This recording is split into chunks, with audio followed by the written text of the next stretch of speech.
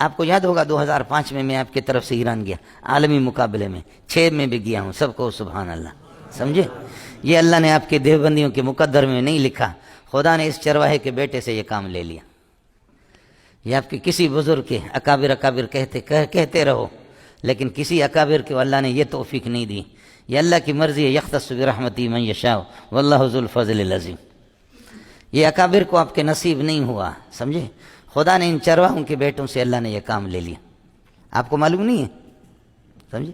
اس عالمی مقابلے میں گیا، لمبے تھڑنگے عرب ہوتے تھے، شیخ رجب فلانا، شیخ فلانا، شیخ عبدالسلام، شیخ فلانا، سمجھے؟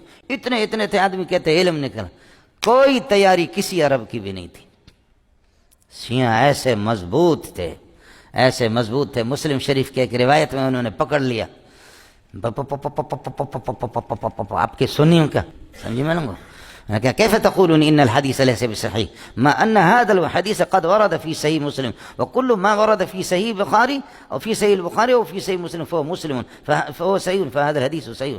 اب بتاؤ تم اس موجب کلیہ کل ما ورد فی صحیحین میں جو بھی حدیث آ جائے فهو صحیح، وہ صحیح ہے، تو نتیجے نکلے گا فہذا الحدیث صحیح۔ اور تم کہتے ہو کہ نہیں یہ روایت صحیح نہیں ہے، یہ صحیح نہیں ہے، یہ موجب جزئی ہے، یہ سالب جزئی ہے، یہ صحیح نہیں ہے۔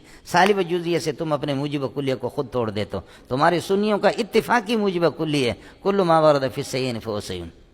بڑے بڑے ایرانی مولویوں نے بھی ہتھیار ڈال دیا، حقیقت اینست کی برحال حقیقت آقای سلیمانی حقیقتی نست کہ ما اعتراف میں کنم، ما تسلیم میں کنم کہ یہ حدیث بالکل صحیح است، سمجھے؟ یہ حدیث بالکل صحیح ہے۔ ایک بڈھا ایرانی بلوچ بیٹھا ہوا تھا، اس کا میں نے کس کر میں نے کہا کہ جب یہ صحیح ہے تو ہم کے لیے یہاں آ گئے، سمجھے؟ سارے سنیوں نے وہ ہمارے منہ پہ تماچا تھا جی، سمجھے؟ تو میں نے شیوں سے کہا کہ میں نے کہا اب سنی بھی پوری دنیا کے سنی ہر ملک سے ایک عالم آیا تمہارے ساتھ ہو گئے، اور تم بھی کہتے ہو صحیح ہے، یہ بھی کہتے ہیں صحیح ہے، اب تم ایک طرف ہو گئے، میں ایک آدمی ہوں کہتا ہوں کہ صحیح نہیں، اب میرے ذرا سننا پھر مجھے جواب دینا۔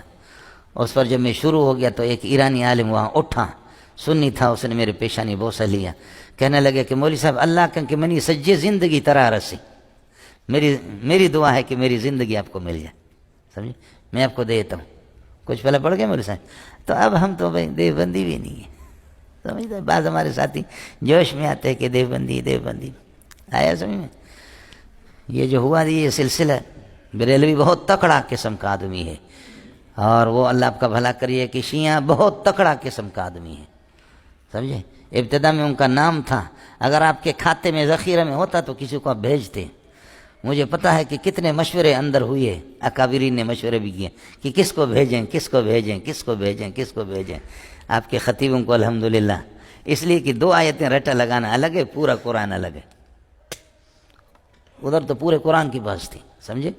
میں یہاں راتوں کو اٹھ کر کے روتا رہا کہ اے اللہ اگر ہم غالب آ گئے تو پھر تو ٹھیک ہے، لیکن مغلوب ہو گئے تو یہ دیوبندی میرے ماں کو گالی دیں گے کہ اس کتے کے بچے کو کس نے بھیجا۔ آیا سمجھ میں؟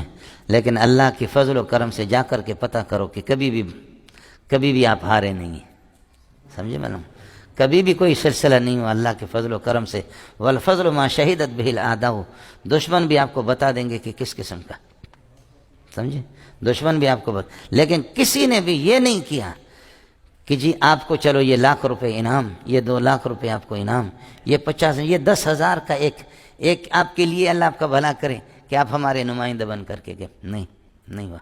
ایک اہل حدیث دبئی میں، سمجھے؟ میں دبئی جاتا رہتا ہوں سیمائی شیش میں بھی، اس اہل حدیث کو پتہ چل گیا، اس نے میری دعوت کی، خوب کھلایا پلایا، مجھے کپڑے دیے، اسپیشل قسم کا قلم بھی دیا، 1,00,000 1,50,000 روپے اس نے مجھے دی، سمجھے؟